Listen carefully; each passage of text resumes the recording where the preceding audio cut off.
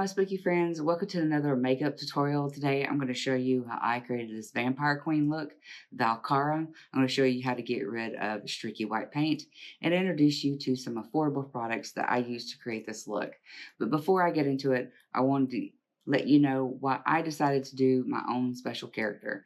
So when I think about the icons of horror, I often think about the wonderful ladies of the night. We had Maila Nurmi that played a vampire. She was alluring and glamorous. And then we had the funny, quirky side of it, which was Lily Munster, played by Yvonne De Carlo. And then my all-time favorite is Elvira, Mistress of the Dark, played by the wonderful Cassandra Peterson. I wanted to have my own character that had an iconic eyeshadow look, something that I can come back to and revisit, something that I can pull in and out of different kind of universes like Valkaara meets a leprechaun and change the makeup, but you can still recognize it as Valkaara, something funny and quirky or dark and spooky. So I wanted to do that for myself because I love the wonderful ladies of the late night that influenced me. So I hope you enjoy this one, and let's just go ahead and get into it.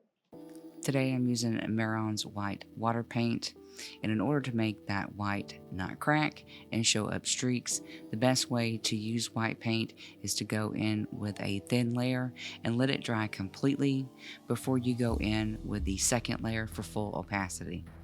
Another thing that's going to help you when painting is using the right size brush. So once I move from my face, I take a wider brush because I have more of a larger surface area to paint because my skin being exposed because of my dress. Another thing that's going to help gain full opacity is locking that into place, and I'm using the contour palette from Creature Cosmetics. Now for the eyeshadow look today, this is the Blood-Sucking Shadows palette, Vampira times Bea Lugosi from Creature Cosmetics, and I'm using the red and this black for the duration of this tutorial. I'm using the red to contour my face, carving out the cheekbones and making sure to buff those lines for a good blend. To deepen up the contour a little bit, I'm just using a contour palette.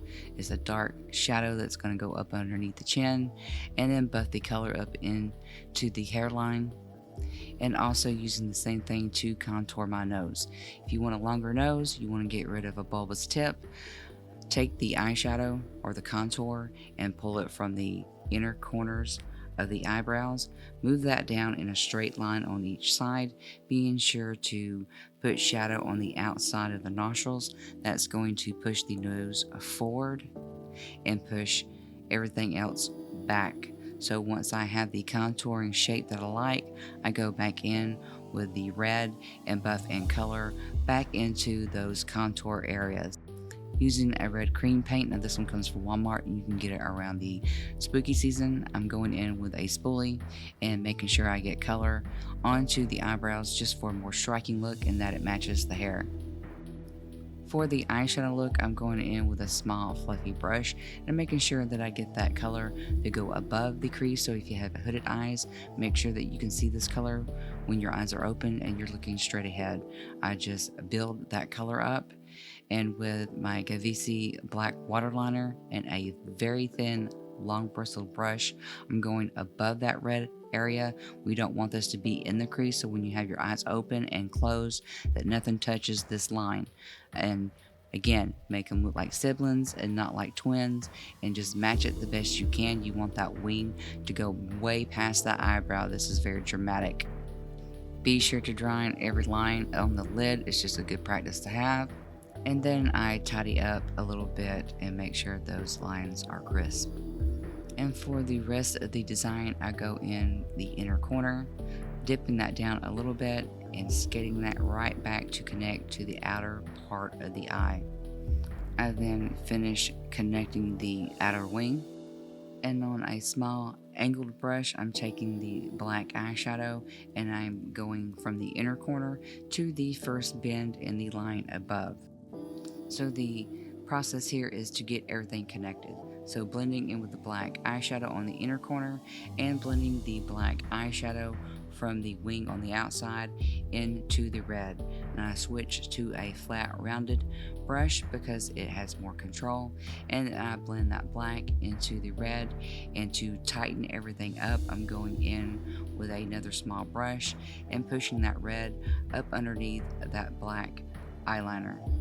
Be sure to take your time in blending. This is one reason why I slowed down this part of the tutorial, so you can get a realistic feel about what it's like to blend all these colors together. If you are needing small liner brushes and dotting tools, I have a kit that I will list in the description below. With some more black eyeshadow, I buff that lower line out just a bit to make it softer, smoke it out, and then I carry the red up underneath as well. This is going to be a little bit of shadow and matching the rest of the look, and also it will separate the design I'm going to put in later on.